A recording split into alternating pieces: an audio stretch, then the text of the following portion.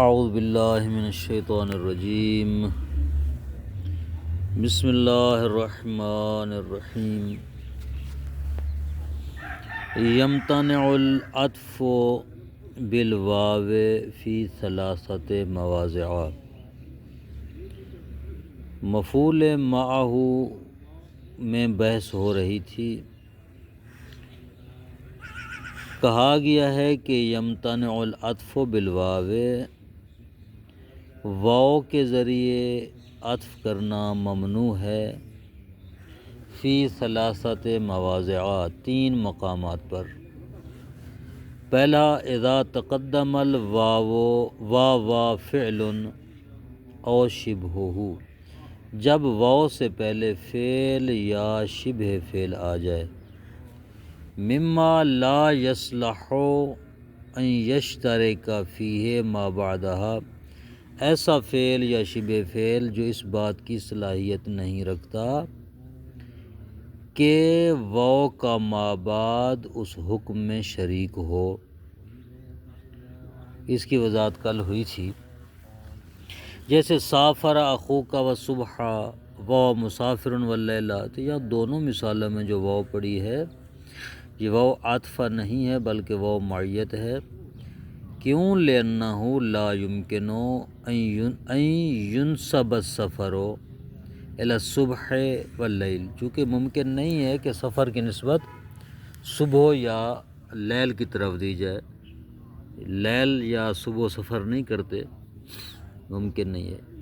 یہاں تک کل بات ہو گئی تھی۔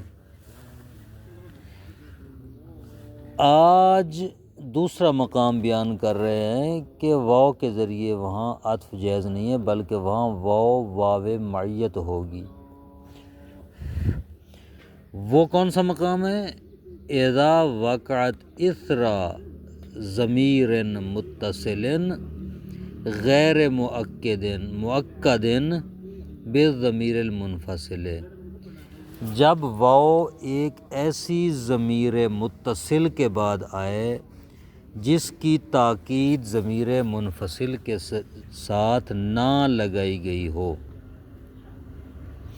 جیسے سافرتو و اخاک، سافرتو میں جو تو ہے یہ ضمیر متصل ہے، اس کی کسی ضمیر غیر منفصل سے تاکید نہیں لگی، اس کے بعد واو آئی ہے، سافرتو و اخاک وجئنا و ایاہ، یہاں جئنا نا ضمیر متصل مرفوع متصل، اس کے بعد واو آئی ہے، جبکہ اس جئنا کی نا کو تاکید نہیں لگائے گی ضمیر منفصل کے ذریعے۔ تو یہاں پر جو واو ہے یہ واو عاطفہ نہیں ہے۔ کیوں؟ لأن العطف علی الضمیر المرفوع المتصل لا یجوز فی الاصح، کہتے ہیں کیونکہ ضمیر مرفوع متصل پر عطف جائز نہیں ہے صحیح ترین قول کی بنا پر، الا مع الفصل، ہاں اگر ضمیر منفصل کی تاکید لگائی جائے ضمیر متصل کے ساتھ تو پھر عطف جائز ہے۔ وہ عطف در واقع ضمیر متصل پر نہیں سمجھا جاتا، وہ عطف حقیقتاً ضمیر منفصل پر سمجھا جاتا ہے۔ مثلا اگر یوں ہوتا سافرتو انا و اخوکا، ابھی تو ضمیر کی تاکید لگی ہے انا کے ذریعے، دونوں ضمیر مرفوع ہیں، ایک متصل ہے ایک منفصل ہے، تو متصل ہے اس کی تاکید لگائی گئی انا منفصل کے ساتھ، تو یہاں پر جو واو آئے گی و اخوکا، یہ واو عطفہ ہوگی۔ در واقع اخوکا کا عطف جو ہے وہ انا ضمیر مرفوع منفصل پر ہو رہا ہے، متصل پر نہیں ہو رہا۔ وَسَافَرْتُ يَوْمَ الْأَحَدِ وَأَخُوكَ، یہاں بھی اسی طرح ہے کہ سافرتو یوم الاحد، فاصلہ آ گیا ہے ضمیر اور اس کے درمیان۔ اذا وقعت اثر ضمیر جرن، تیسرا مقام جہاں پر واو عاطفہ نہیں ہو سکتی بلکہ واو معیت ہوگی، وہ یہ ہے کہ جب واو ضمیر جر یعنی ضمیر جارہ جس کو آپ کہتے ہیں ضمیر جر کے بعد آ جائے، یعنی ضمیر مجرور جس پر حرف جار داخل ہوتا ہے، اس کے بعد اگر واو آ جائے تو وہ واو معیت ہوگی، واو عطف نہیں ہوگی۔ جیسے کہتے ہیں اب سلمت علیہ و اخوتہ، یہاں پر واو آئیے ہی ضمیر کے بعد، ہی ضمیر مجرور ہے، ضمیر جر ہے، اس کے بعد واو آئیے، تو لہٰذا یہ واو عاطفہ نہیں ہے بلکہ یہ واو معیت ہے۔ لأن العطف على ضمیر الجر لا يجوز بدون اعادت الجار، کیونکہ ضمیر مجرور پر عطف جائز نہیں ہے۔ ہاں، ایک صورت میں ضمیر مجرور پر عطف جائز ہوتا ہے کہ جب ضمیر مجرور کا تکرار کیا جائے، اعادہ کیا جائے، تو پھر عطف جائز ہوتا ہے، وإلا عطف جائز نہیں۔ کیسے؟ مثلا یوں کہا جاتا سلمت علیہ وعلی اخوتہ، حرف جار کا جو ہے نا اگر اعادہ کیا جائے تو پھر جو ہے وہ عطف جائز ہے، وإلا ضمیر مجرور پر عطف جائز نہیں ہوتا۔ یہی کہہ رہے ہیں کہ لأن العطف علی ضمیر الجر لا يجوز بدون اعادت الجار، حرف جار کا اعادہ اور تکرار کیے بغیر ضمیر مجرور کے اوپر عطف جائز نہیں ہے۔ ولو فصل بینہما، اگرچہ ان دونوں کے درمیان فاصلہ ہی لگایا جائے تب بھی عطف جائز نہیں ہے۔ فوائد الاولی، پہلا فائدہ یمتنع النصب علی العطف اذا انتفت المشارکۃ بین المعطوفین فی الفعل كقولنا علفتها وطبنا وماء باردا، لأنه لا يقال علفت الدابة طبنا ولا يقال علفتها ماء۔ کہتے ہیں کہ نصب ممنوع ہے عطف پر، خوب یعنی کب؟ اذا انتفت المشارکۃ بین المعطوف، جب دونوں معطوف یعنی معطوف اور معطوف علیہ دونوں شریک ہوں، کس میں؟ دونوں کی شرکت نہ ہو فعل میں۔ دوبارہ سے بات کو عرض کروں کہ عطف پر نصب جائز نہیں ہے، کب؟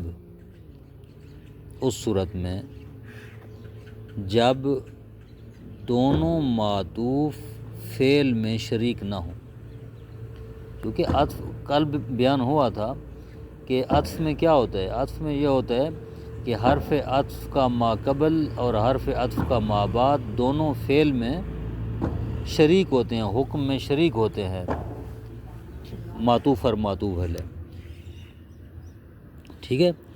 تو یہی کہہ رہے ہیں کہ اگر معطوف اور معطوف علیہ دونوں فعل میں شریک نہیں ہیں تو عطف کی بنا پر نصب جائز نہیں ہے۔ جیسے علفتها طبنا وماء باردا، اب ماء باردا جو ہے یہ عطف کی بنیاد پر ما قبل پر عطف کرتے ہوئے منصوب نہیں ہے۔ کہتے ہیں لأنه یقال، کیونکہ کہا جاتا ہے کہ علفت الدابة طبنا، ہاں علفت الدابة طبنا کہا جاتا ہے، ولا یقال لفتها ماء، علفتها ماء نہیں کہا جا سکتا۔ دیکھیں اس کو مزید اگر وضاحت کروں تو یوں ہوگا، عرض کروں کہ اگر معطوف اور معطوف علیہ دونوں حکم میں یا فعل میں شریک نہ ہوں، شراکت منتفی ہو ان کی، تو وہاں عطف کی بنا پر معطوف پر نصب نہیں آئے گا۔ مثال دی انہوں نے، کہتے ہیں علفتها طبنا وماء باردا، اب ماء باردا کو منصوب نہیں پڑھ سکتے طبنا پر عطف کرتے ہوئے، کیوں؟ اس لیے کہ علفت فعل میں یہ دونوں داخل نہیں ہیں، کیوں؟ کہتے ہیں کہ علفتها طبنا میں نے اس کو چارہ دیا، وماء باردا اور ٹھنڈا پانی، ابھی جو فعل علف یعلف تعلیف ہوتا ہے چارہ دینا، یہ وہ جو کھانے کی چیز آپ اس جانور کو چارہ دیتے ہیں اس کو کہا جاتا ہے علف، اس کو کہا جاتا ہے علف دینا۔ لیکن پانی پلانے کو پانی پلانے پر علف تو صادق نہیں آتا۔ پانی پلانے پر کیا صادق آتا ہے؟ پانی پلانے پر کچھ اور صادق آئے گا، ٹھیک ہے نا؟ سقیتو مثلا، سقیتو معن، پانی پلانے پر سقیتو صادق آتا ہے۔ اللفتو کا جو ہے وہ اطلاق وہ ماءً باردن پر نہیں ہو سکتا، لہٰذا یہ ماءً باردن اور طبناً دونوں اللفتوں کے حکم میں شامل نہیں ہے، یعنی فعل اللفتو دونوں کو شامل نہیں ہے، کیونکہ دونوں کے لیے علیحدہ علیحدہ فعل استعمال ہوتے ہیں۔ پس یوں کہا جائے گا علفتو طبناً و سقیتو ماءً، میں نے اس کو چارہ کھلایا اور پانی پلایا۔ تو لہٰذا یہاں پر اس مذکورہ مثال میں ماءً کو ما قبل پر عطف دیتے ہوئے نصب دینا درست نہیں ہے، لہٰذا یہ ماءً کے اوپر جو نصب ہے یہ پھر کس بنیاد پر آئے گی؟ کہتے ہیں واو معیت کی بنیاد پر آئے گی، واو معیت ہوگی، واو عطفہ یہاں پر نہیں ہوگی۔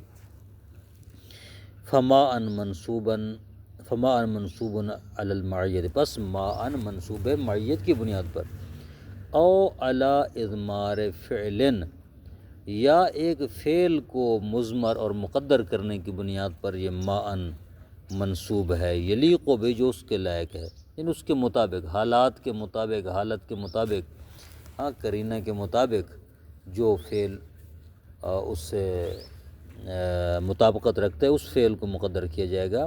والتقدیر، اصل میں یہ عبارت یوں ہوگی علفتها طبناً وسقیتها ماءً، چارہ دیا اور پانی پلایا، یوں ہوگا۔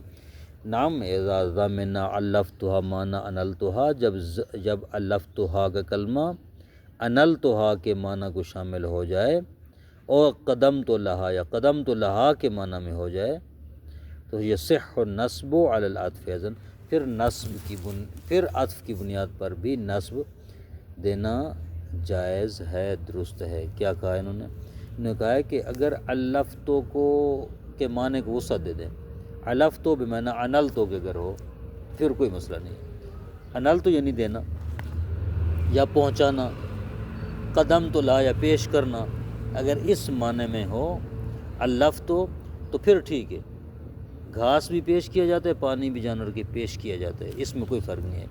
لیکن جب علفتو اپنے معنی میں ہو، چارہ دینے کے معنی میں ہو، تو پھر چارہ دینے پر صادق ہوگا، پانی پلانے پر یہ صادق نہیں ہے کہ اس کے لیے علیحدہ کلمہ استعمال ہوگا، سقیت ہوگا۔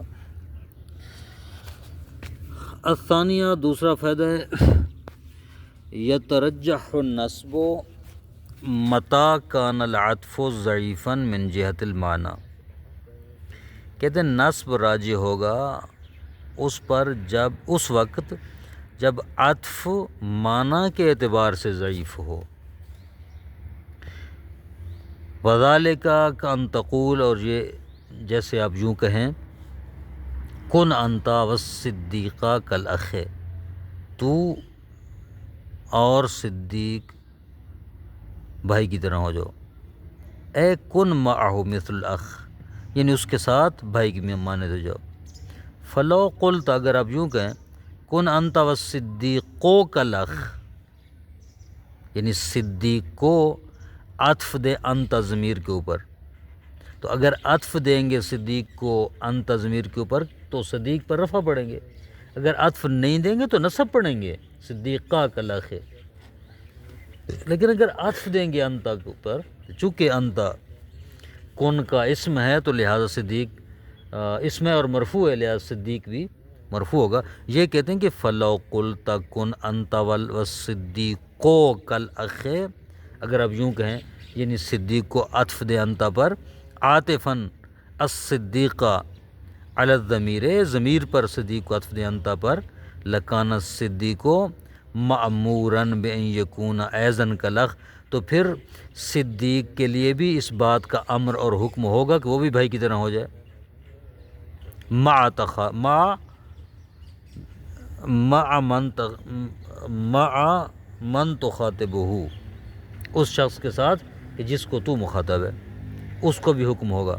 وَأَنْتَ لَا تُرِيدُ أَن تَأْمُرَهُ بِذَلِكَ، حالانکہ تو صدیق کو حکم نہیں دے رہا بلکہ مخاطب کو حکم دے رہا ہے فقط۔ بل تريد ان تأمر مخاطبک، بلکہ آپ فقط مخاطب کو حکم دے رہے ہیں، صدیق کو حکم نہیں دے رہے۔ اگر آپ اس پر بھی رفع پڑھیں، اس کا معنی ہے کہ آپ دو افراد کو حکم دے رہے ہیں، جبکہ آپ دو افراد کو حکم نہیں دے رہے، حکم ایک بندے کو دے رہے ہیں کہ تو بھائی کی طرح ہو جائے۔ کس کے ساتھ؟ اس صدیق کے ساتھ۔ دیکھیں میں اس کو تھوڑا سا آسان کر کے واضح کروں۔ ایک مرتبہ یہ ہوتا ہے کہ دو افراد کو یہ کہا جاتا ہے کہ تم دونوں کھاؤ، دونوں کھاؤ کھانا۔ ایک مرتبہ یوں ہوتا ہے، ایک مرتبہ یوں ہے کہ ایک بندہ کھا رہا ہے، بندہ ایک کو کہ تو اس کے ساتھ کھا لے، دو باتیں علیحدہ علیحدہ ہیں۔ اسی طرح کہ ایک دفعہ کہا جائے گا کہ تم دونوں بھائیوں کی طرح ہو جاؤ، ایک دفعہ کہا جائے کہ تو اس کے ساتھ بھائی کی طرح ہو جائے۔ تو بہت زیادہ فرق ہے نا اس میں، کہنے میں فرق ہے اور مطلب لینے میں بھی فرق ہے، ٹھیک ہے نا، تو ہو جائے۔ تو اسی مثال کو یہاں پر ہم لے کر آتے ہیں کہ جب کہنے والے نے کہا ہے کون انتا والصدیق کالاخ، تو اپنے دوست کے ساتھ بھائی کی مانند ہو جا، تو اس کا معنی یہ ہے کہ ایک بندے کو حکم دیا جا رہا ہے کہ تو اس کے ساتھ بھائیوں کی طرح ہو جا۔ لیکن اگر آپ یوں عبارت کو پلٹا دیں اور کہیں کہ کن انتا والصدیقو کالاخ، صدیق کو عطف دیں انتا ضمیر پر اور اس کے اوپر رفع بڑھیں، تو پھر معنی ہو جائے گا کہ تم دونوں بھائی کی طرح ہو جاؤ، تو پھر حکم دونوں کے لیے ہوگا، ایک کے لیے نہیں ہوگا۔ واضح بات سمجھ آ گئی؟ صلی اللہ علی محمد و آلہ وسلم۔